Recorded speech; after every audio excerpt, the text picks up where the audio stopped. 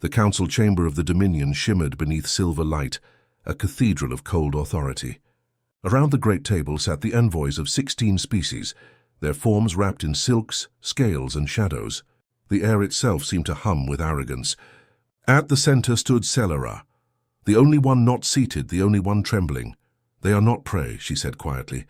Her voice barely carried beyond her own breath, yet it seemed to vibrate through the hall. "You cannot hunt them." A ripple of amusement spread through the assembly. The Threxan High Marshal leaned forward, his violet skin glinting under the light. "The humans?" he said, the word coated in disdain. "Those soft-skinned bipeds? They bleed too easily.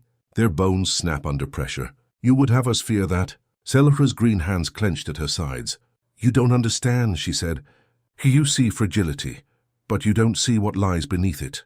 The hall erupted in laughter, a dozen species chittering, hissing, or resonating amusement through their vocal chambers.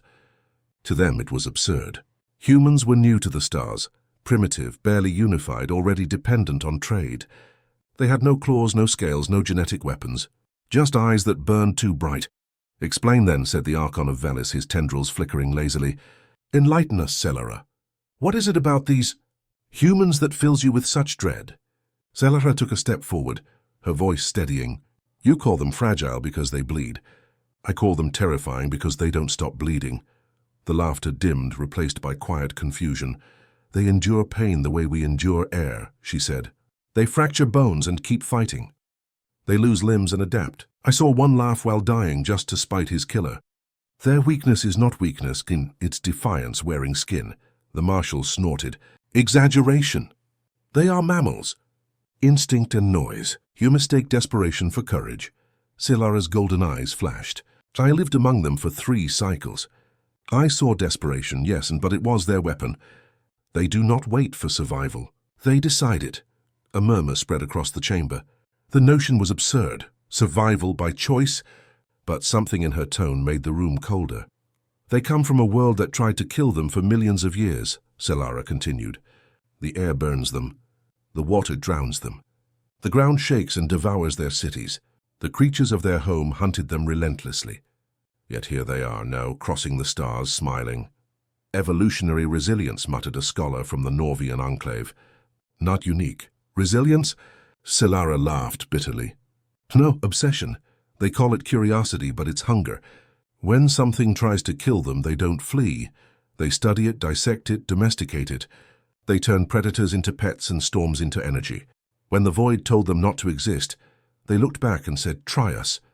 The room was silent now, the earlier arrogance thinning like mist. She stepped closer to the table, her voice lowering. "You think them harmless because they smile, because they trade, because they sing, but that's camouflage. They are predators of possibility. They don't just survive, they adapt faster than fear can spread." The Threxan Marshal scoffed again, but quieter now. Empty words. "They lack claws, fangs, or natural weapons." Selara met his gaze. "They made their own. Out of curiosity." That silenced even him. She walked slowly, her fingers tracing the edge of the council table. "You don't know what you're provoking. Their history is written in ashes and triumphs. When faced with extinction, they don't die. They evolve philosophies around defiance. Every victory they've had began with someone telling them it was impossible." One of the insectoid envoys clicked uneasily. "And what would you have us do, Selara? Fear them? Worship them? Respect them?" she said simply. "Do not prod what you don't understand. Do not call them prey." The Archon leaned back, studying her. "You speak as though they are gods." "No," she whispered. "They are worse. Gods create. Humans rebuild what creation abandoned." Silence lingered, heavy, electric. Then the Marshal rose, his voice cold again. "Enough. The Dominion does not cower before primitives. You are emotional, Selara. Sentimental.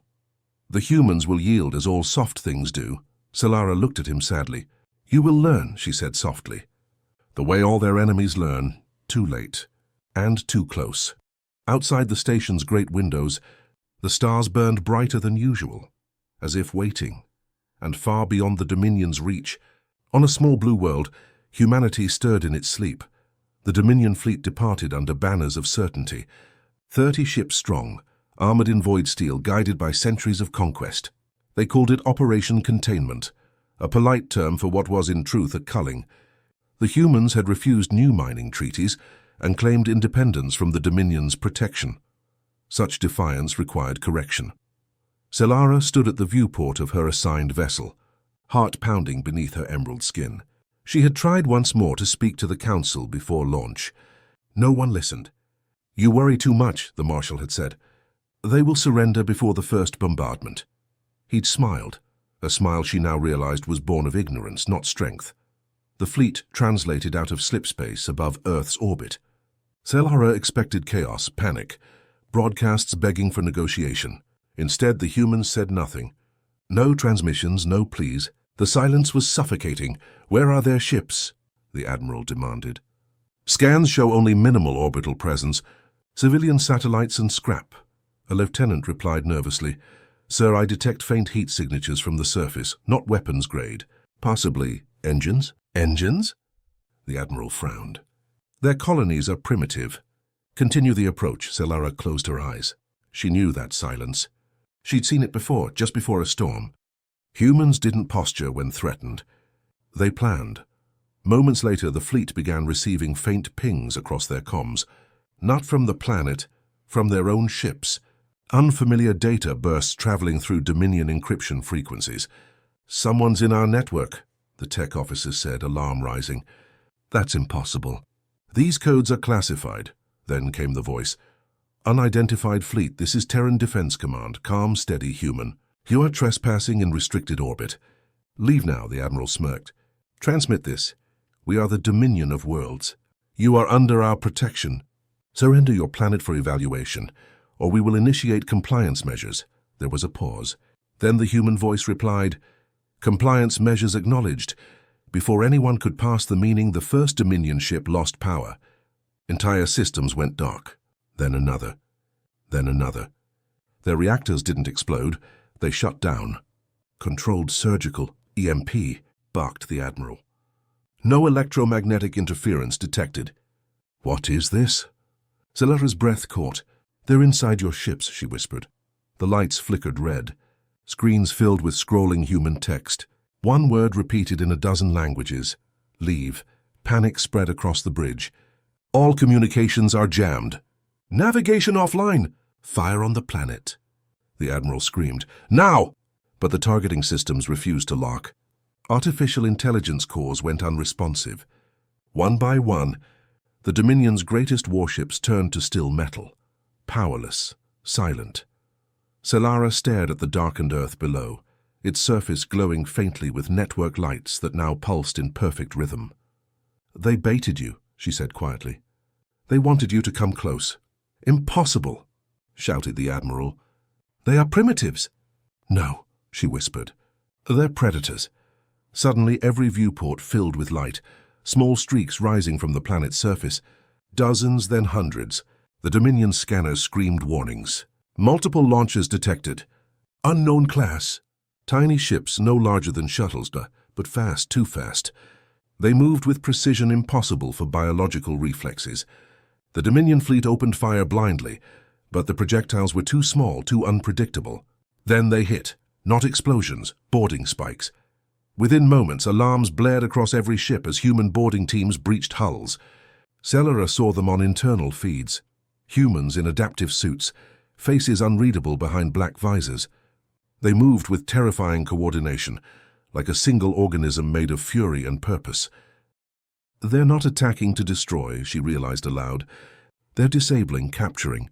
The admiral drew his weapon. "We'll fight to the last." She turned toward him, her voice breaking. "You don't understand.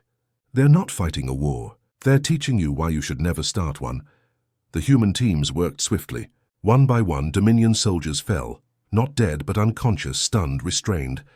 Efficiency, not slaughter. Mercy that felt like dominance. The fleet went silent within an hour.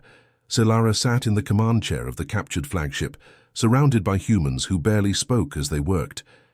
When one passed her, she saw his insignia, a blue globe wrapped in laurel. "United Terran Fleet." He paused, looking at her with calm, unreadable eyes. "Why?" she asked softly. "You could have destroyed us." His voice was quiet. "Because you already did that to yourselves." And then he was gone. leaving her alone with the sound of her own heartbeat and the soft hum of human technology reclaiming the stars. She looked back toward Earth, that small blue world that everyone had called weak, and for the first time, the galaxy began to understand fear. The Dominion flagship drifted in orbit, silent but intact.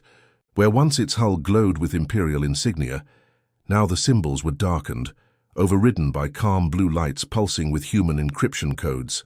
The once mighty fleet now floated like a collection of monuments to arrogance, and within its halls, silence reigned, save for the footsteps of humans.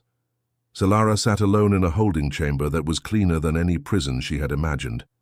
The humans had not shackled her. They hadn't even locked the door. Instead, they had left her in a room with food, filtered air, and a quiet voice that occasionally spoke through the intercom. If you need anything, ask. She had no words for that kind of control. Not cruelty, not mercy, something far more unnerving, a confidence. The kind that came from a species that didn't need to prove itself anymore. When the door finally opened, the human who entered wasn't armored. He wasn't even armed. Just a man, a plain uniform, calm eyes. He carried a tablet in one hand and a small cup of steaming liquid in the other. "Coffee?" he asked. Solara blinked. "You offer beverages to your captives?" He smiled faintly. "We're not your captors, Solara. You're our guest." The words unsettled her more than threats ever could. "Your fleet could have destroyed us," she said carefully. "You chose not to. Why?" He set the cup down. "Because destruction is easy," he said. "Understanding takes work. We're trying the harder thing." She studied him for a long moment. "You know what they called you," she said quietly. "Fragile, harmless," he shrugged. "We've been called worse," she hesitated. "The Dominion sent a fleet to make an example of you." He nodded. "Now the example is theirs." Outside the viewport, she saw what he meant. The captured Dominion ships were being carefully repositioned, not scrapped, not burned, but tethered together in orbit. Each one had been cleaned, stripped of weapons, and converted into a colossal station. Humanity was rebuilding their enemy's fleet into a monument of unity and warning. "They'll come for you again," Solara whispered. "The Dominion never forgets humiliation." He looked at her, expression unreadable. "Then they'll remember this too. We don't start wars, but we finish them." The words were simple, quiet, but they carried the weight of every ruined empire that had underestimated a human smile. Later, she was escorted through the reconfigured ship. Every corridor that had once echoed with Dominion arrogance now pulsed with human industry. Machines hummed, voices murmured. There was no chaos, no hatred, just precision and purpose. She saw a human engineer helping a captured Threxan repair an energy conduit, a medic tending to a wounded alien with the same care she'd shown her own species. It wasn't mercy. It was philosophy. Humans didn't conquer. They converted. Chaos into cooperation, defeat into meaning. Solara was brought into a vast chamber aboard what they now called the Terran Diplomatic Array. At its center stood a single long table, surrounded by both human officers and representatives from the subdued fleet. She recognized faces. Dominion commanders, once proud, now silent. At the far end of the table stood the same man who'd offered her coffee. "My name is Admiral James Rail," he began. "You came here believing humanity was prey. You were wrong.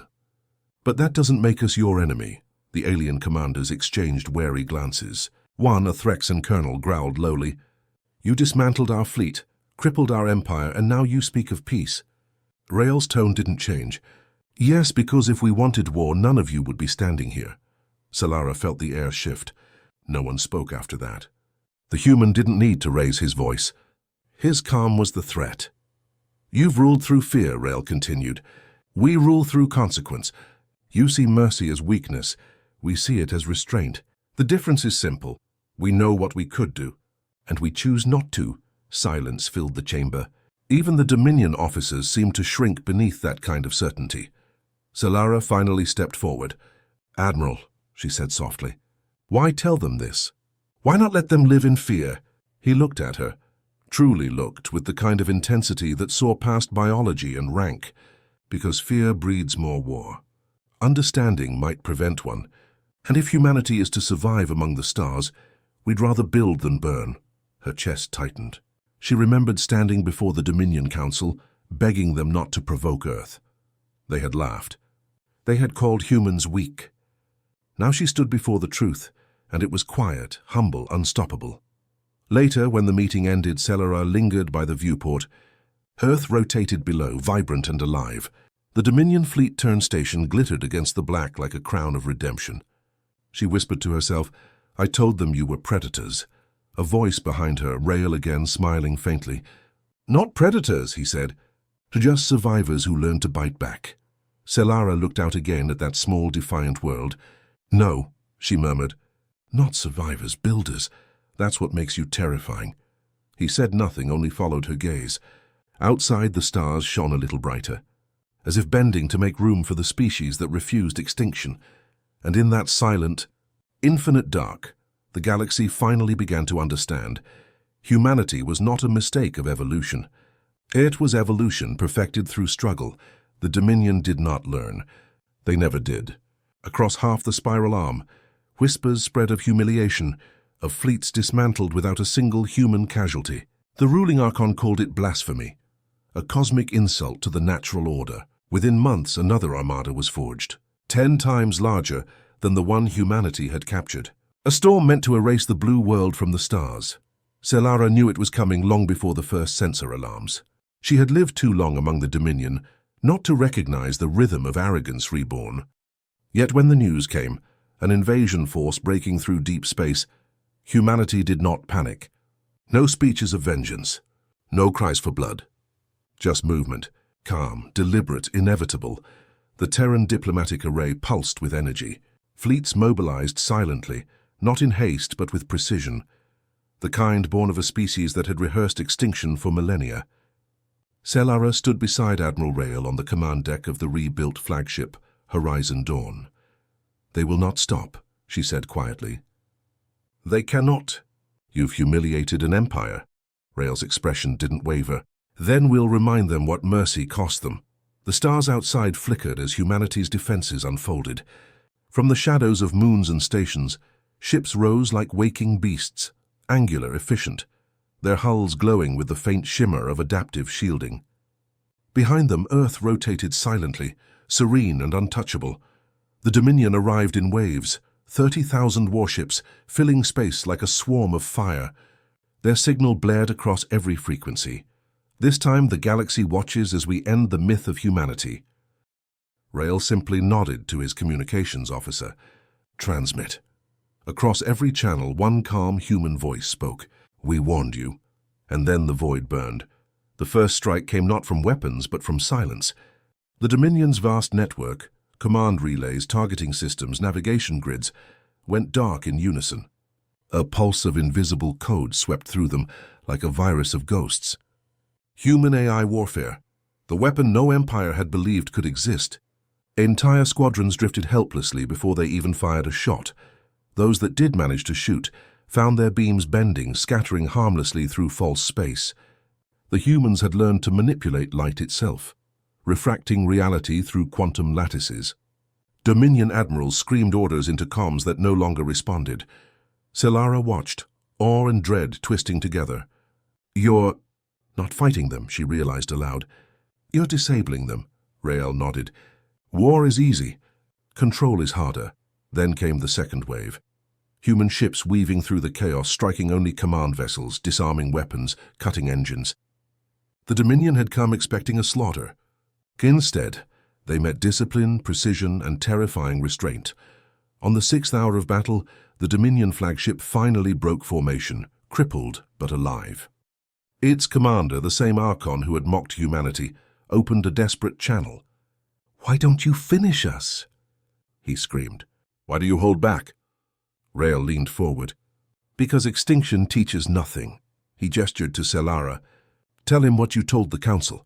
Her throat tightened. She faced the transmission, voice steady. "You called them prey. You thought compassion meant weakness. But compassion is their weapon. They could destroy you and all of you, and they choose not to." The Archon trembled, rage and fear battling in his eyes. "They will rise against you one day," he hissed. "The galaxy will never bow to Earth." Rael smiled faintly. "Good. We don't need them to bow, just to learn." The feed cut. The battle ended without another shot. One by one, Dominion ships powered down.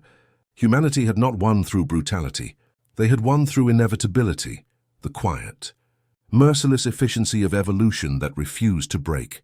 When it was over, Selara stood on the viewing deck of the Horizon Dawn, gazing at the wreckage glinting in distant sunlight.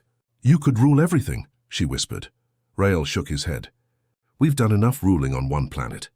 Out here we build." He looked toward Earth, glowing softly beneath the endless dark. "The galaxy expected conquerors," he said. "What they got were survivors with dreams." Selara felt something stir deep inside, something like reverence or fear or both. She realized then what made humanity truly terrifying. Not their strength, not their weapons, but their capacity for choice. They could dominate, but they preferred to protect. They could destroy, but they rebuilt instead. In the silence of the aftermath, she whispered, "I warned them." Rael turned toward her, his voice soft but certain. "They'll listen now." As the Horizon Dawn turned back toward the cradle of humankind, the stars seemed to bend in acknowledgement, not to power, but to persistence. And across the galaxy, from empire to empire, a single truth spread like a quiet storm. Humanity was not harmless. It was hope armed with memory.